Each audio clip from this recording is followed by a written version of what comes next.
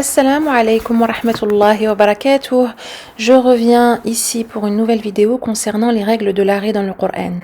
Il va y avoir plusieurs indications au niveau des versets du Coran qui vont nous aider à savoir si l'on doit s'arrêter, si l'on ne doit pas s'arrêter, etc. Commençons avec la lettre Jim.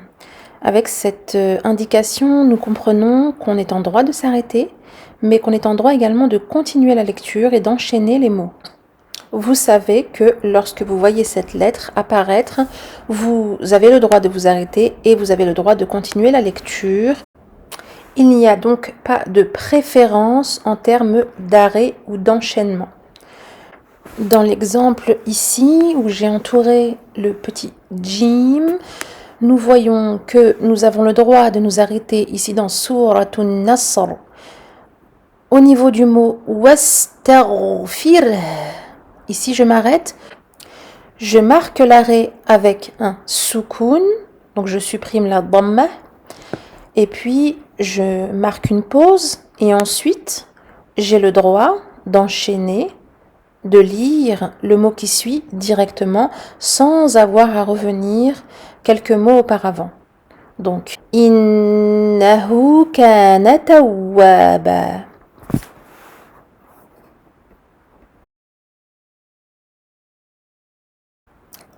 Deuxième indication, sila.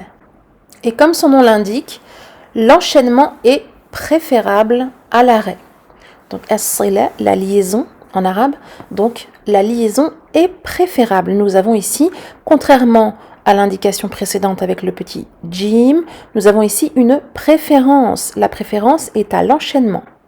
Donc, gardez en tête que c'est une autorisation de s'arrêter, mais qu'il est préférable de lier les mots. Comme ici dans Suratul Humazah, ou dans le verset numéro 4, je vais avoir le droit de lire de la façon suivante. أعوذ بالله من الشيطان الرجيم كلا لينبذن في الحطمة. Mais il sera préférable de lire comme ceci, Inch'Allah. كلا لينبذن في الحطمة. L'indication contraire sera قِلَ ou qili, c'est selon. Pareil, sila peut se dire sili. Donc ici, qila veut dire que la préférence est à l'arrêt. On pense qila qif. Qif, je m'arrête. Donc ce n'est pas une obligation de s'arrêter, mais c'est une préférence. Donc si je me demande qu'est-ce qu'il est mieux de faire, s'arrêter ou continuer, ici ce sera donc s'arrêter qui sera le mieux. Ici, j'ai pris l'exemple de Suratut Taghabun, verset numéro 11, qu'il faudra lire de la manière suivante, et c'est la manière qui sera la meilleure, Inch'Allah. A'udhu billahi minash shaytanir rajim. Ma asaba min musibatin illa bi idhnillah. Wa man يؤمن بالله يهدي قلبه والله بكل شيء عليم. Évidemment, il y a une deuxième marque d'arrêt dans ce même verset qui est le jim. J'ai choisi de m'arrêter, mais il était également possible de continuer la lecture sans s'arrêter.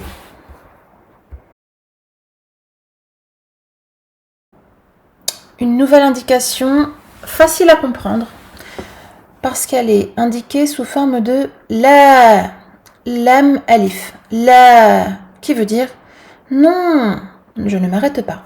Donc ici, on ne doit pas s'arrêter. Il est interdit de s'arrêter. Donc je vais devoir enchaîner les mots sans m'arrêter ici. Si toutefois je n'ai plus de souffle à cet endroit-là, je vais devoir reprendre quelques mots auparavant et faire en sorte de ne pas écorcher la parole d'Allah subhanahu wa ta'ala et de ne pas couper le sens et la liaison entre les mots qui signifient donc quelque chose dans leur ensemble. Exemple ici dans Suratul Muddathir, verset numéro 31, qui contient 3 indications d'interdiction de s'arrêter. Vous les voyez sur l'écran. Donc ici, A'udhu billahi minash shaitanir rajim. وما جعلنا أصحاب النار إلا ملائكة وما جعلنا عدتهم إلا فتنة للذين كفروا ليستيقن الذين أوتوا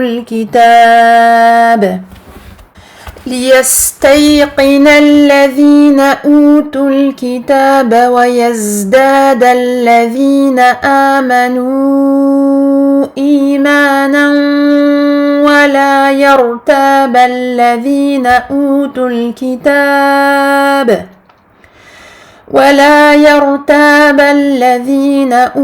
الكتاب والمؤمنون وليقول الذين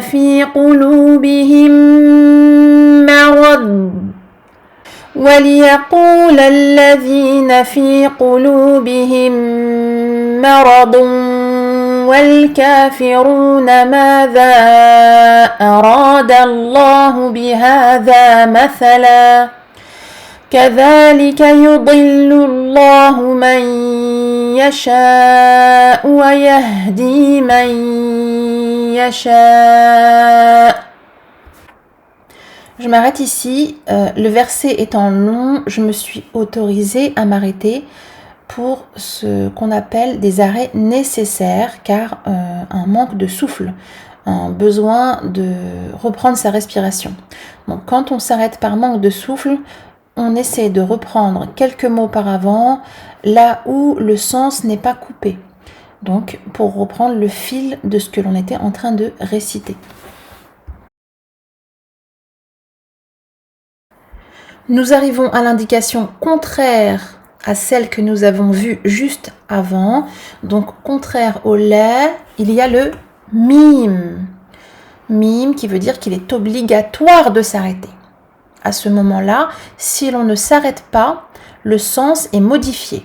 Le sens du Coran est modifié. Donc il va être nécessaire de s'arrêter. Al-waqf lazim.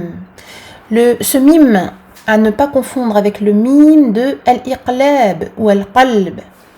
Donc qui est indiqué d'une autre manière, qui est écrit d'une autre manière, qui surmonte un noun, noun as-sakina, suivi d'un ba. Nous avons vu la règle de al-iqlab, ou alors qui est accolé à un tanwin suivi de la lettre ba. Ici ce n'est pas le cas, vous le voyez dans l'exemple que j'ai choisi, qui est tiré de Suratul An'am, les bestiaux, la sourate numéro 6 du Coran, verset numéro 36.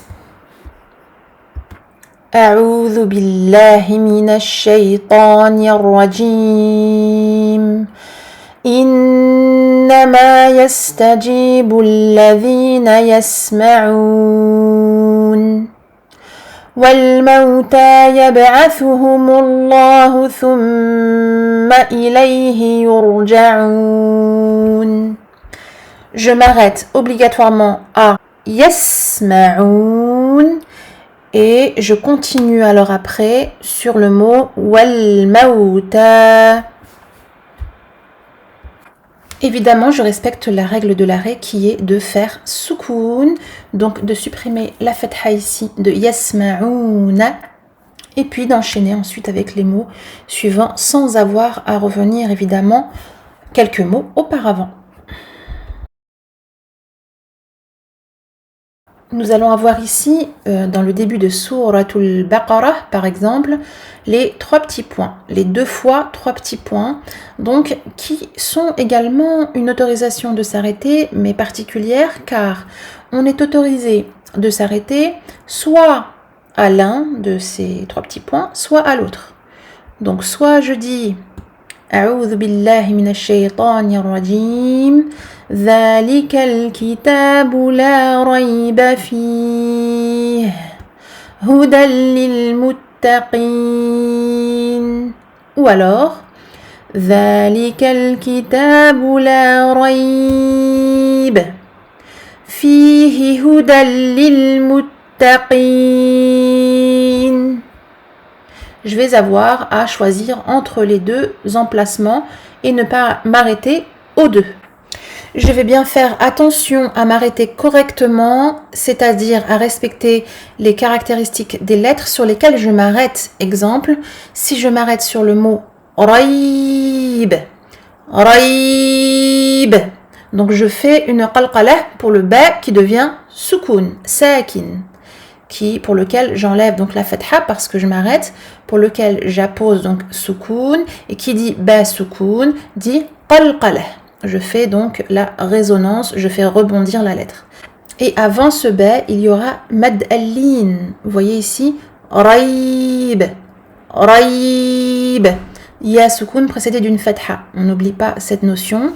Et puis, si je m'arrête sur le mot fi, donc je fais al-mad al-arid les soukoun ici pour le ya, et puis je donne à oha sa sifa de ar-rakhawa, donc je vais prolonger la durée du ha soukoun. La dernière indication que nous allons voir ici, c'est le petit signe que vous voyez apparaître parfois dans certaines sourates, dans certains versets.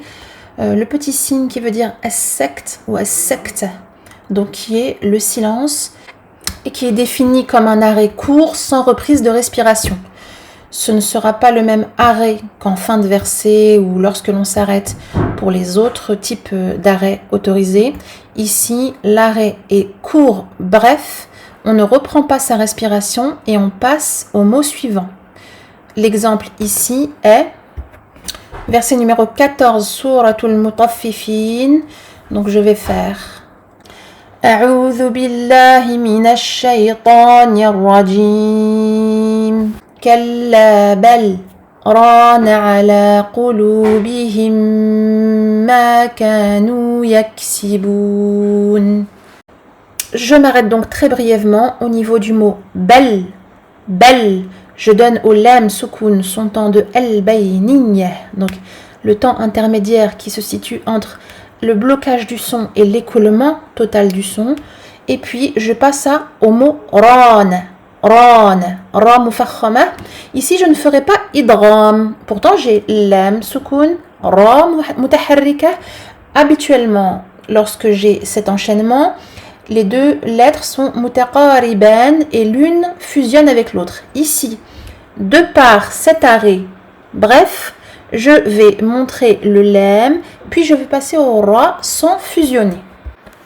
Vous avez compris que ces règles de l'arrêt sont importantes et qu'elles vont nous aider dans un premier temps et qu'il va falloir de ce fait, après avoir marqué ou non l'arrêt, respecter la règle qui convient. La sifa qu'il convient de donner à telle ou telle lettre, respecter un hukm, une règle de tajwid ou la supprimer. Donc très important, vérifiez bien dans votre lecture que vous respectez bien ces règles de l'arrêt. Alhamdulillah, alhamdulillah, dans les livres de nos jours, il y a beaucoup d'indications, des aides très précieuses et il convient de s'en servir et de bien les respecter. Assalamu alaikum wa rahmatullahi wa barakatuh.